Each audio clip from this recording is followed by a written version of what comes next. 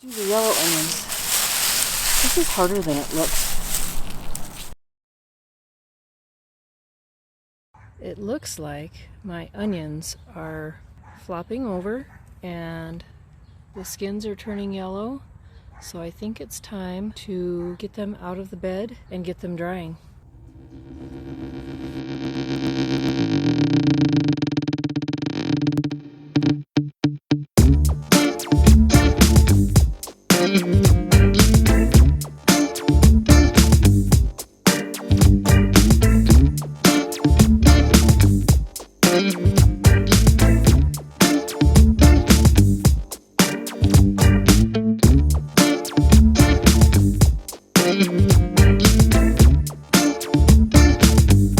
Got this wall of my raspberry cage that I'm going to use as an onion drying rack.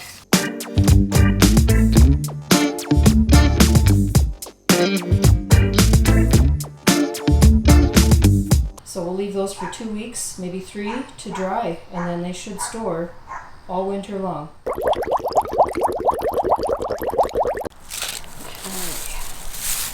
cross 3 of them to start. That gives me my 3 tails. And then I'll put one in the center. I don't know. And then I kind of want to go here and have it in this direction, and maybe, I don't know, pull it over. This is the hard part, is getting going for me. This one over here.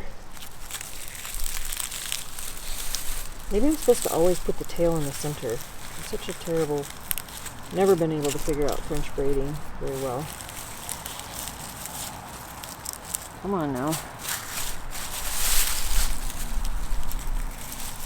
Center.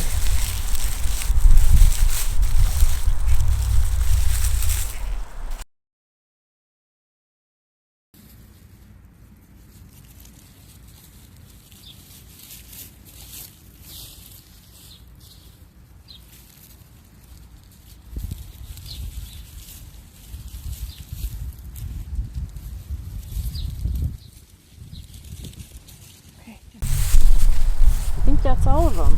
So I'm going to finish braiding.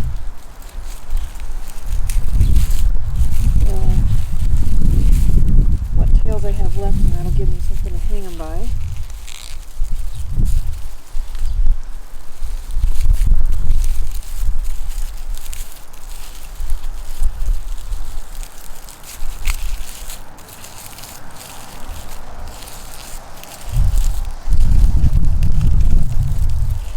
That's cool. So now I'm going to hang these in my basement where it's cool and dark. And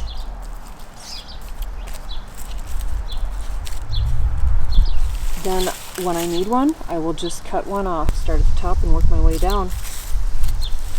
But it's pretty sturdy. That's pretty awesome. I've never done that. Thanks for hanging with me while I figured it out. That's pretty neat. So I've got 2 braids of yellow, 2 small braids of shallots because the stems were a bit dry and hard to